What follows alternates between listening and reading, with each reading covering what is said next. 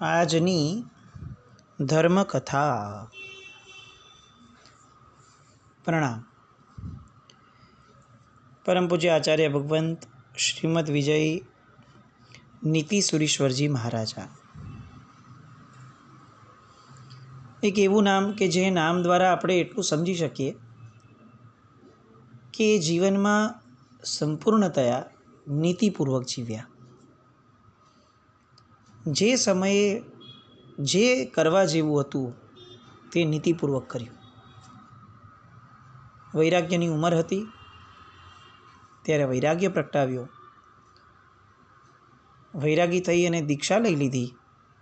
એ પછીથી ગુરુ ભક્તિની ઉંમર હતી, ગુરુ ભક્તિ નીતિપૂર્વક કરી.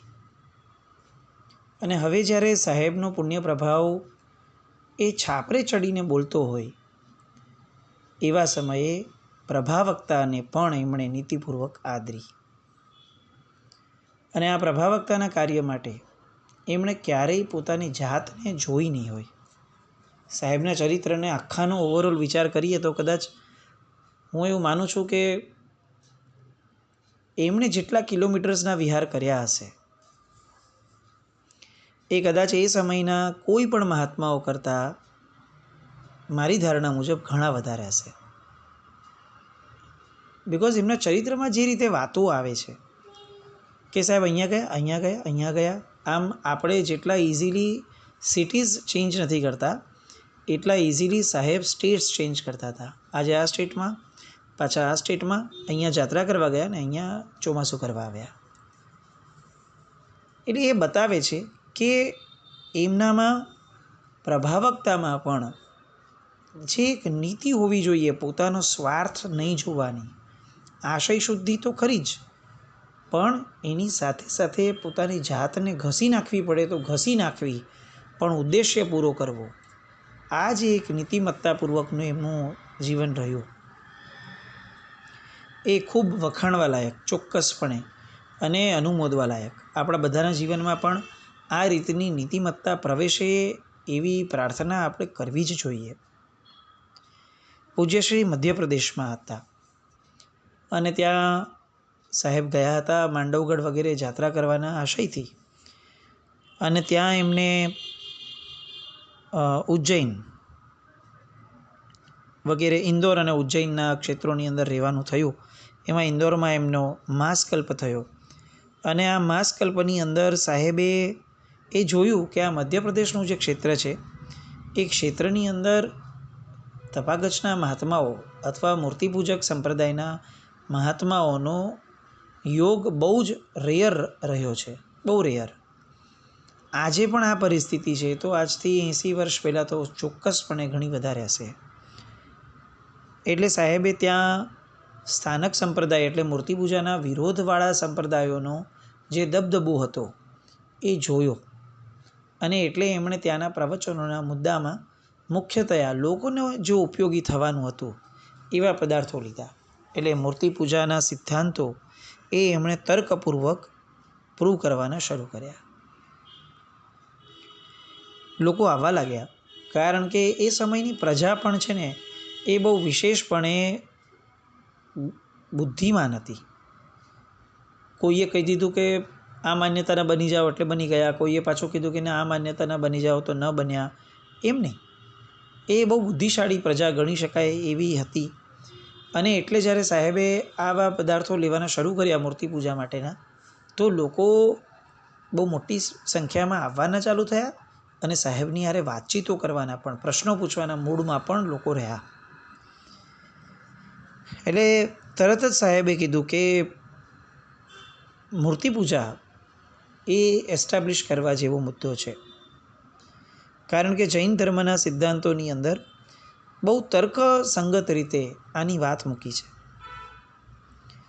કેટલાક શ્રાવકો પૂછતા કે સાહેબ આલંબન તરીકે કોઈને વાંધો નથી, પણ મૂર્તિપૂજા કરવી શું કામ જરૂરી છે? અને ત્યારે સાહેબ એવું કહેતા કે કોઈ ધર્મ મને જગતનો એવો બતાવો કે જે ધર્મમાં મૂર્તિપૂજા નથી.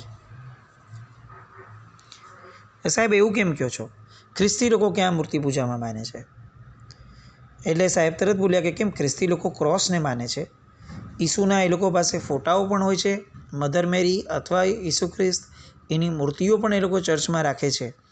તો તમારે એવું માનવું જ પડે કે ખ્રિસ્તી ધર્મ એ પણ મૂર્તિપૂજક ધર્મ તો છે જ. જો એ મૂર્તિને માનતો જ ન હોત તો એ મૂર્તિ બનાવત જ શું કામ? આલંબનને માનવું એ જ મૂર્તિને માનવા સમાન થયું. એમણે એ પણ લીધું કે ઇવન જૈન ધર્મની અંદર જે સંપ્રદાય વિશેષ મૂર્તિપૂજાને માનતો કે સ્વીકારતો નથી, એમના સંપ્રદાયમાં પણ પોતાના ગુરુ ભગવંતોના ફોટોગ્રાફ્સ વગેરે એ તો સહજપણે શ્રાવકોના ઘરમાં હોય છે. તો તમે એને શું કહેશો? જો મૂર્તિપૂજા એ ઇષ્ટ નથી તો ગુરુના ફોટા વગેરે એ કઈ રીતે ઇષ્ટ ગણાશે? જો ગુરુના ફોટા આદેય છે, સ્વીકાર્ય છે, તો ભગવાનની મૂર્તિ એ કેમ સ્વીકાર્ય નથી?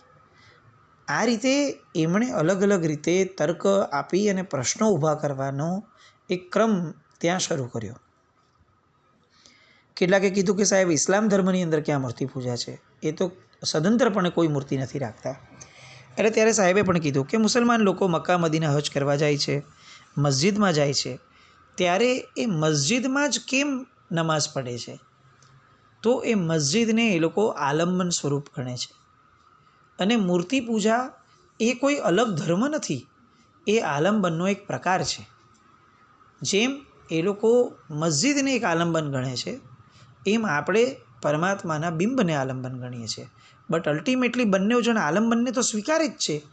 તો જો આલંબનનો સ્વીકાર છે તો મૂર્તિ પૂજા એ એને અંતર્ગત સ્વીકાર્ય ભાવ છે. એટલે એક પણ આલંબનને સ્વીકારનાર માણસ એ મૂર્તિ પૂજાનો વિરોધી બની જ ન શકે.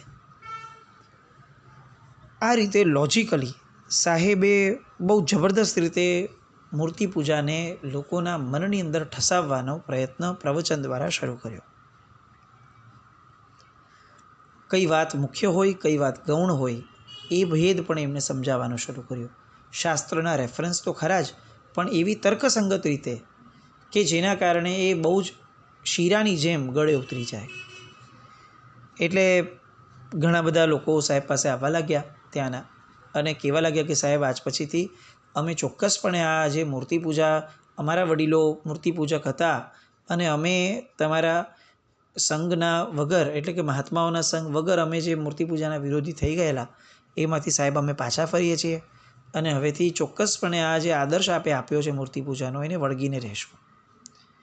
આવું લોકો તરફથી ઇન્દોરની અંદર આ બધી વાતો ચાલતી હતી. ત્યાં કેટલાક ટ્રસ્ટીઓ આવ્યા ઉજ્જૈનથી, અને એમણે કીધું કે સાહેબ ઉજ્જૈનમાં વર્ષોથી કોઈ મુનિરાજ પધાર્યા નથી અને બીજા સંપ્રદાયના સાધુઓ બહુ વિશેષ પ્રકારે પધારે છે. તો સાહેબ આપણા બધા કુટુંબોની અંદર શ્રદ્ધાની અંદર બહુ મોટી ઓટ આવતી જાય છે. અને ત્યારે એક ભાઈએ બહુ સરસ મજાની કમ્પ્લેન સાહેબને કરી હશે કે સાહેબ તમે બધા સાધુ ભગવંતો ગુજરાતના જ પ્રિય છો, તમને ગુજરાત સિવાયના ક્ષેત્રો ગમતા જ નથી. આજે પણ સાઉથમાં, મધ્યપ્રદેશમાં કે ડિસ્ટન્ટ એરિયામાં એ જવાનું થાય ક્યારે પણ, તો સહેજે એ લોકોના મોઢામાંથી આ સેમ કમ્પ્લેન નીકળતી હોય છે કે મહાત્માઓનું વિચરણ ક્ષેત્ર શું? તો કે મહારાષ્ટ્ર અને ગુજરાત. મહારાષ્ટ્રમાં પણ આમ જોવા જાઓ તો મુંબઈ અને ગુજરાત. એટલે આ બધા એરિયાઝમાં જે લોકો રહે છે જૈનો, એને શરૂઆતના તો કદાચ ઈર્ષ્યા થતી હશે આ બે ક્ષેત્રોની, પણ પછીથી કમ્પ્લેનમાં એ ઈર્ષ્યા કન્વર્ટ થઈ જાય. કારણ કે બહુ મોટું નુકસાન એ લોકો ભોગવે છે મહાત્માની હાજરી વગર. એ સેમ પ્રશ્ન નીતિસુરી મહારાજ સાહેબને એ સમયે થયો, અને ત્યારે સાહેબે જવાબ આપેલો કે વાત તમારી સાચી છે, ગુજરાત અમારા સાધુઓથી છોડાતો જ નથી.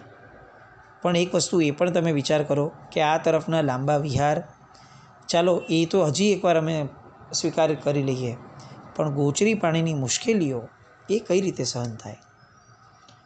કારણ કે રસ્તામાં આવતા ક્ષેત્રોની અંદર અમારા માટે જ અમારે કંઈક કરાવડાવવું પડે, એ અમને કઈ રીતે ફાલવે? પ્રચાર એ પરમાત્માના શાસનનું ચોક્કસપણે બહુ મોટું અંગ છે, પણ આચારના ત્યાગપૂર્વકનો પ્રચાર એ પરમાત્માના શાસનને માન્ય જ નથી. આચાર સંપન્નતાનો ત્યાગ એ વસ્તુ અલગ થઈ કે ગુરુ ભગવંતો, ગીતાર્થ ગુરુ ભગવંતો પોતે પોતાના ગીતાર્થતાના જ્ઞાન વડે કોઈ એક વસ્તુ કરવા માટે અપવાદ માર્ગ અથવા રાજમાર્ગની અંદર પણ વિશિષ્ટ રસ્તાઓ શોધી લે અને એમના શિષ્યો પાસે કરાવે, એ વસ્તુ અલગ.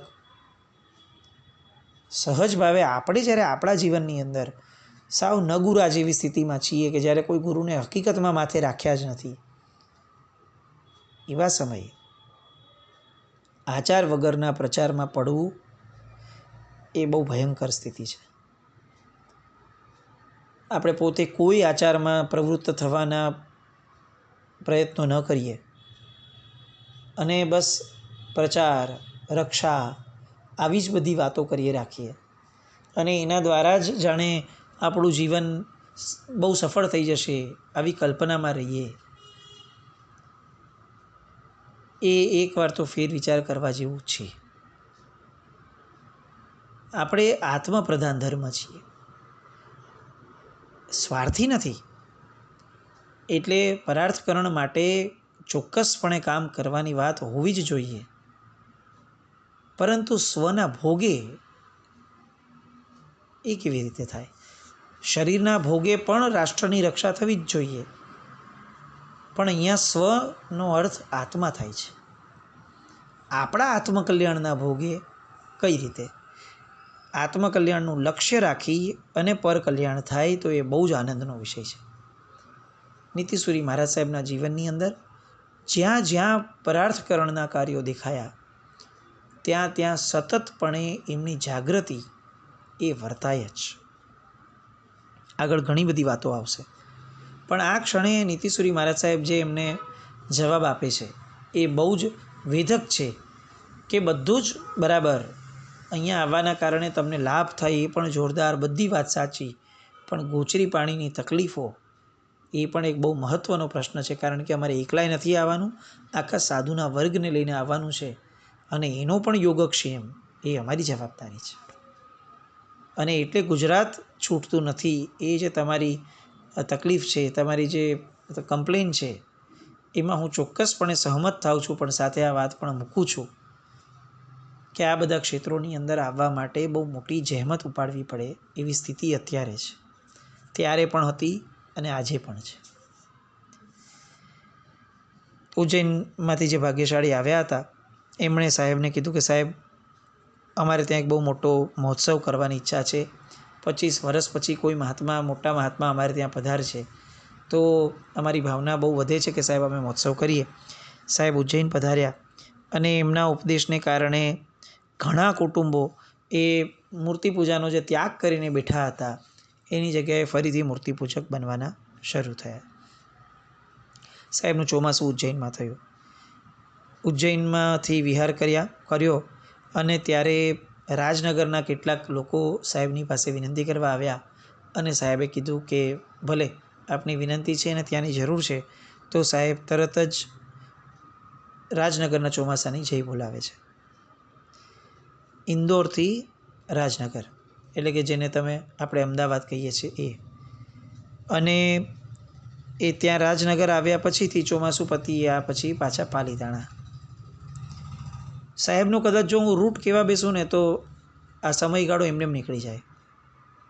આપણે જે રૂટ ઉપર ગાડી ચલાવીને પણ કંટાળી જઈએ, થાકી જઈએ, એ રૂટમાં સાહેબ ચાલતા ચાલતા ગજબનાક વિહારો સાહેબે કર્યા છે. શત્રુંજયની યાત્રા કરતા હતા. રાજનગર હજી ચોમાસું પૂરું કરીને આવ્યા છે, શત્રુંજયની યાત્રા કરતા હતા અને ત્યાં પગથિયા પર કેટલાક મહાત્માઓ બેઠા હતા એને સાહેબની રાહ જોઈને, અને સાહેબની હારે ચાલતા થયા. ત્યાં અચાનક જ એમને રાજનગર શ્રી સંઘના 3-4 શ્રાવકો મળ્યા.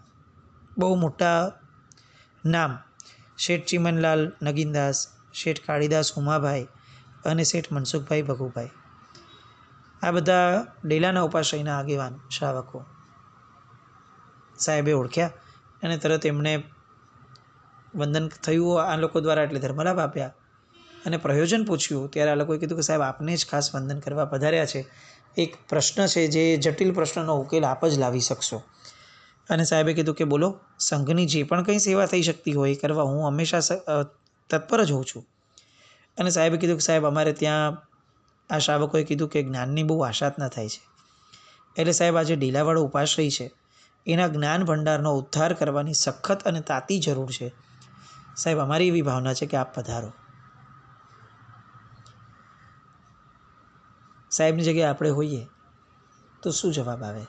હજી હમણાં રાજનગરથી સાહેબ ચોમાસું કરીને પધાર્યા અને પાછું રાજનગર જ.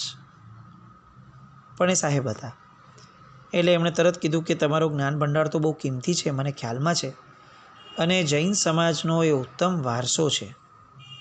એની આશાત ના થાય એ તમારા માટે નહીં, શ્રી સંઘ આખા માટે અને શ્રી સંઘના ભવિષ્ય માટે પણ સારું નથી. આપ ત્રણેય પધાર્યા છો અને આપે જે પણ આગ્રહ રાખ્યો છે જે વસ્તુનો, એ મને પ્રશંસનીય લાગે છે કે તમે ધર્મમાં આટલી શ્રદ્ધા રાખો છો, જ્ઞાનના ઉદ્ધાર માટે આટલો પ્રેમ રાખો છો. તો હું ચોક્કસપણે સૌરાષ્ટ્રમાંથી વિચાર જે કરતો હતો એમાંથી નિવૃત્ત થઈ અને હું પહેલાં પાછો રાજનગર આવવા માટેનો પ્રયત્ન કરીશ. આવતું ચાતુર્માસ રાજનગર ડેલાના ઉપાશ્રયે રાખો. બહુ સરળ ભાવે સાહેબે જે વાત કરી એટલે આ લોકોએ કીધું કે સાહેબ ચાતુર્માસ તો બરાબર છે, પણ સાહેબ સત્વરે પધારો. અને ત્યારે સાહેબ કહે છે કે મારે હજી તારંગાની જાત્રાનો ભાવ છે, તો ચૈત્રી પૂનમે તારંગાની જાત્રા કરીને પછી હું તરત રાજનગર આવું. તારંગા ગયા સાહેબ, સરસ મજાની જાત્રા થઈ, રાજનગર પધાર્યા. ત્યાં લોકો ભેગા થયા હતા, પ્રવચન વગેરે જોરદાર ચાલુ હતું. એટલે સાહેબે જ્ઞાનનો આખો વિષય લઈ અને જ્ઞાનક્રિયાભ્યામ મોક્ષ, આ જે સૂત્ર છે એ સૂત્રને કઈ રીતે ચરિતાર્થ કરવું જોઈએ આપણા જીવનની અંદર, અને જ્ઞાનની આશાત ન થાય આપણા સંઘોની અંદર, તો એનો દોષ ફક્ત ટ્રસ્ટીઓને કે જ્ઞાન ભંડાર સંભાળતા વ્યક્તિઓને નથી લાગતો. જે લોકો સંઘના મેમ્બર્સ છે એવા તમામ વ્યક્તિઓને એટલો જ દોષ લાગે છે જેટલો એ સંભાળતા લોકોને લાગે છે. કારણ કે ઉપેક્ષા નામનો જે દોષ છે એ તો બહુ જ ભયંકર છે અને એ બધાને સરખો લાગે છે દોષ. એટલે એ રીતે સાહેબે બહુ સરસ મજાની આ જ્ઞાન ભંડારની ઉપેક્ષાને ગમે તેમ કરીને નિવારવાની વાત લોકોની સામે મૂકી અને છેલ્લે કહ્યું કે તમે બધા સજ્જનો છો, મારે એમાં શું વધારે કહેવાનું હોય, પણ એટલું ચોક્કસ સમજીને ચાલજો કે આ જ્ઞાન ભંડાર એ આપણો કિંમતીમાં કિંમતી વારસો છે. આપણા ઘરબાર, આપણા બાળકો અને આપણી પેઢીઓ તેમજ ઘરેણાની પેટીઓ એ જેમ સાચવવા માટે આપણે અથાગ પ્રયત્નો કરીએ છીએ, તો એમ માનીને ચાલવું પડશે કે આ જે જ્ઞાન ભંડારો છે એ ઘરેણાની પેટી કરતાં પણ વધુ મૂલ્યવાન છે. કારણ કે ઘરેણાની પેટી તો પુણ્ય હશે તો ટકશે, નહીં તો એ ક્યાંય વહી જશે. પણ જ્ઞાન ભંડાર એ ચોક્કસપણે લોકો માટે જ્ઞાનનું અજવાળું ફેલાવવા માટેનો એક શ્રેષ્ઠતમ આલંબન અને આધાર બનીને રહેશે. બધાએ વાત સાંભળી, ઉપદેશની ધારી અસર થઈ. જ્ઞાનના મહિમાને કારણે આગેવાનો અને વ્યવસ્થાપકો જ્યારે ઊભા થયા એવું તરત સાહેબે કીધું કે સાહેબ, આજથી આપ જે કહો છો એ પુણ્ય અને મંગળ કાર્યની અમે શરૂઆત કરીએ છીએ અને આપ જ સલાહ સૂચન આપી અને આ કાર્યની છેક સુધી દેખરેખ થાય એવી રીતે માર્ગદર્શન, નેતૃત્વ આપીને રાખો એવી અમે વિનંતી કરીએ છીએ. સાહેબે હા પાડી. આખા સંઘમાં આનંદ ફેલાયો. જ્ઞાનોદ્ધારનું કાર્ય શરૂ થયું અને ડેલાના ઉપાશ્રયના જ્ઞાન ભંડાર અને એના બધા જ પુસ્તકો એક જ ચાતુર્માસ સંવત 1959નું જે થયું એ ચાતુર્માસ દરમિયાનમાં જ્ઞાનોદ્ધારનું આ આખું કાર્ય ખૂબ સરસ રીતે પૂર્ણ કરી અને સાહેબ આ જ્ઞાન ભંડારના ઉદ્ધારક તરીકે બન્યા. એ પછીથી સુરતથી છાપરિયા શેરીવાળા કેટલાક પરિવારજન આવ્યા સાહેબ પાસે અને એમને વિનંતી કરી કે સાહેબ, આ વીજળીબેન જે છે કે જેમની દીક્ષાની ભાવના હતી, આપને પણ ખ્યાલમાં છે, આપે પણ એમને પ્રેરણા કરી હતી, એ કુટુંબીજનોની ન રજા મળવાને કારણે અટક્યા હતા. હવે સાહેબ કુટુંબીજનો એમને ખાસ આગ્રહ કરીને આટલો બધો એમનો જે ભાવ છે એ જોઈ અને એમને અનુમતિ આપે છે. પણ સાહેબ અમારી ભાવના છે કે આપની નિષ્ઠાની અંદર એ દીક્ષા થાય.